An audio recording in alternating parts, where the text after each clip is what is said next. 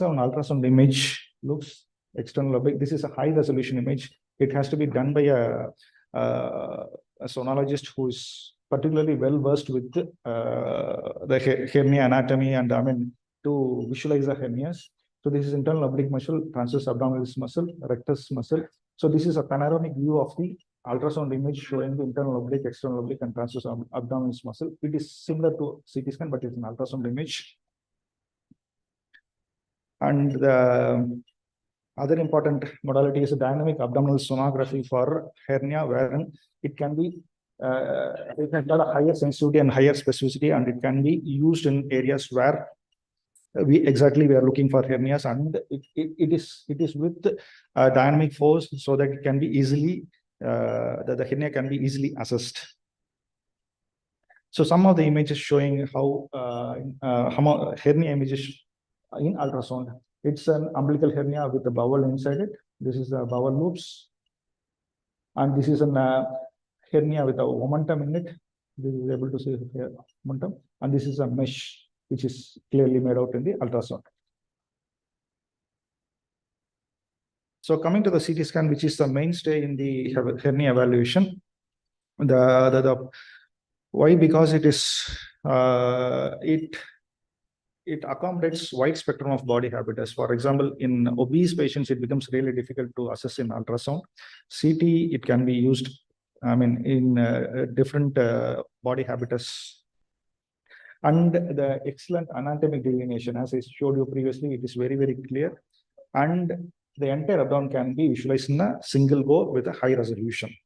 The only contraindication would be, or the con would be, like radiation exposure. And one another limitation would be, if the patient weight is more than 250 to 300 kilograms, then it becomes difficult in many CT imaging CT machines to take to acquire the images. And if it is a large habitus patient, then the resolution will be slightly lower, so it becomes a little difficult, and the radiation might be a little higher in such patients. As I said earlier, IV contrast is not definitely necessary. It's only necessary on few settings, when there is a bleeding or when there is suspicion of an abscess or a bowel ischemia. Only these areas an IV contrast would be necessary. Rest of the situations for assessment of the hernia, no IV contrast. Our plain CT scan would be sufficient. And oral and rectal contrast is necessary to understand if regarding the bowel loops, whether there is a leak, perforation, or fistula, either the large bowel loops or small bowel loops. In such scenarios, only oral or a rectal contrast would be necessary. Otherwise, a plain CT scan would be sufficient enough to give the complete information. MRI, yes, it can be done in few situations. It has got a higher soft tissue contrast, and it is better useful in occult hernias and in the hernias of the groin region. And it can have a little lower temporal resolution, because and the acquisition time will be little longer.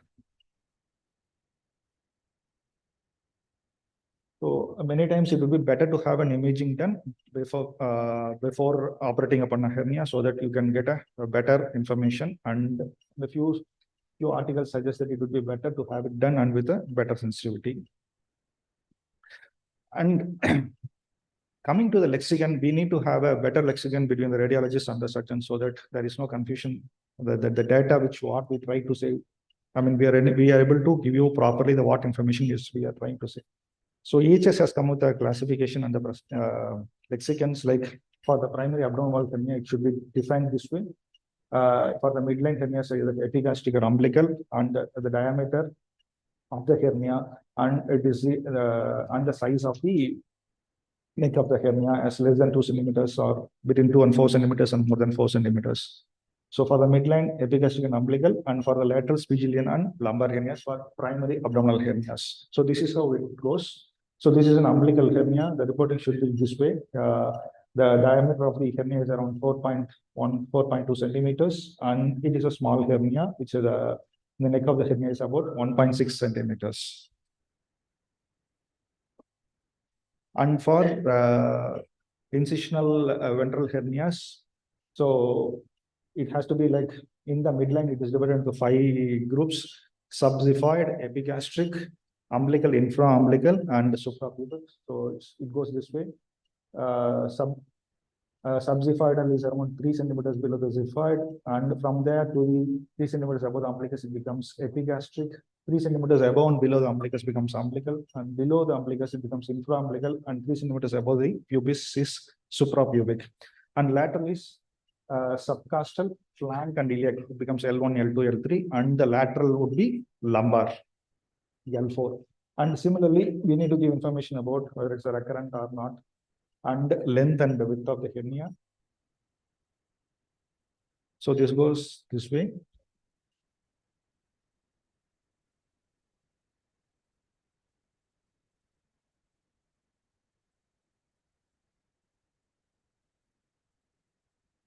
So it is the defect is about 5.7 centimeters. It's in M3 location, and the surgery has been done. It's a recurrence. So it becomes M3, W2, and R1. So if there are multiple hernias, the length and width has to be taken this way. Single hernia should be taken this way. For multiple hernias, all the hernias should be included, and the width has to be from the lateralmost of the right side to the lateralmost to the left side. This is how the length and width has to be calculated. So another important area where the CT can give information would be the loss of domain, the loss of abdominopelvic compartment volume, which is more important because simple reduction and the primary facial closure either cannot be achieved without additional reconstructive techniques if there is raised intra-abdominal pressure. So this can be calculated by few methods in the CT scans. There are few methods like Manickam method and Sabak method, wherein it's a hernia sac volume by the abdominal cavity volume if it is more than 20%, or Sabak method is hernia sac volume to the total peritoneal volume, which can be clearly depicted in a CT scan. This gives more information as whether there is any loss of domain or not.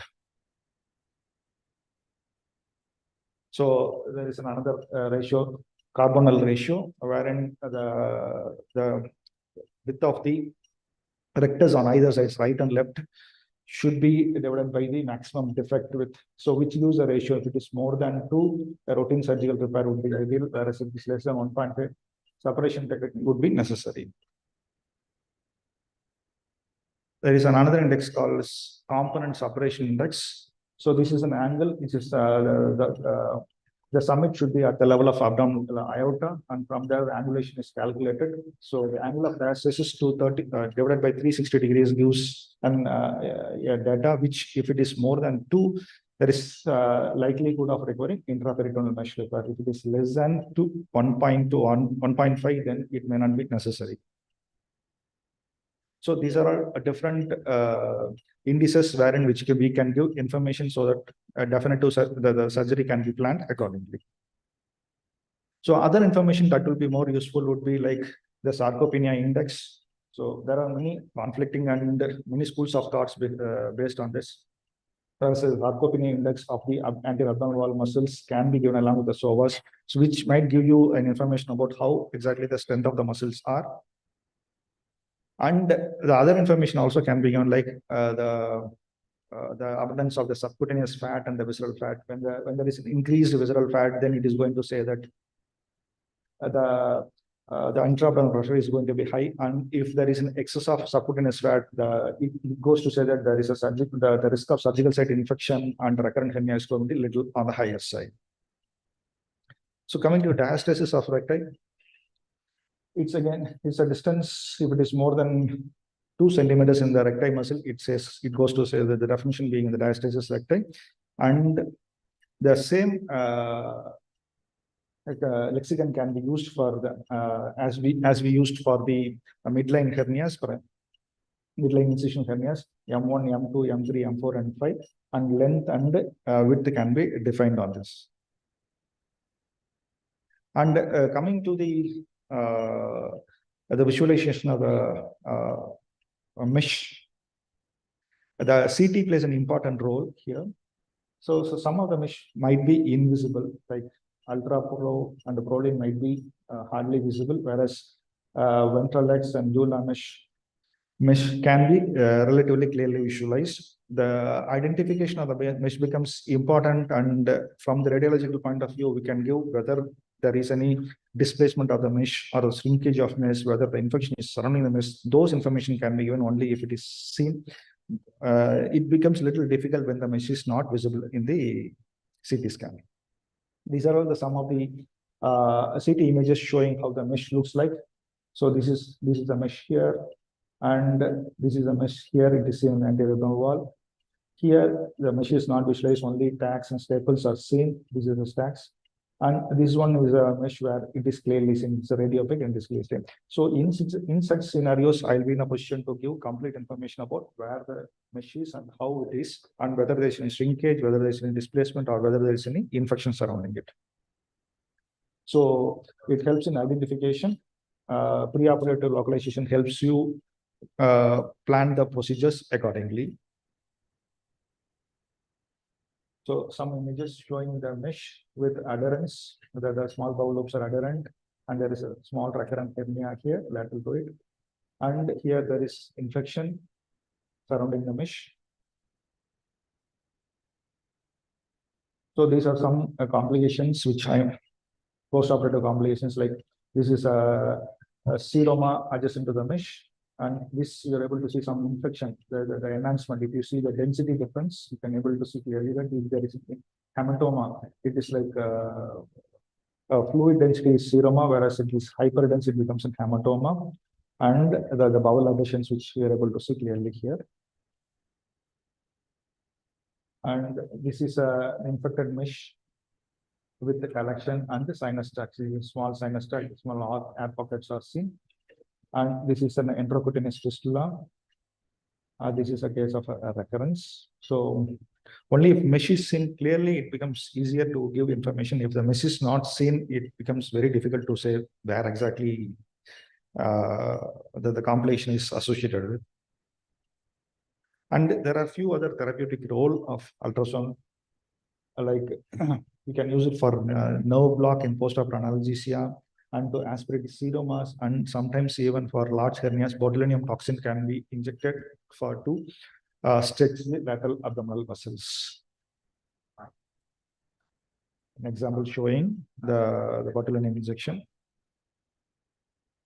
So it is not without any limitations. There are a few articles suggesting that there are limitations even in the CT scans. The explanation being the functional muscle tone and the non-functional muscle tone cannot be visualized in a CT scan. It becomes only easier only with the clinical scenarios. So there are some limitations for the CT scan in understanding if there is a large ventral hernias. And there are some artificial intelligence in hernia imaging is also happening, which says a deep learning method performed well, and when compared to the surgeon prediction, performed better with an accuracy of 81.3%. And was predicted success. The surgical site infection also was predicted successfully with a better p-values. So these are some references which I went through. Thanks.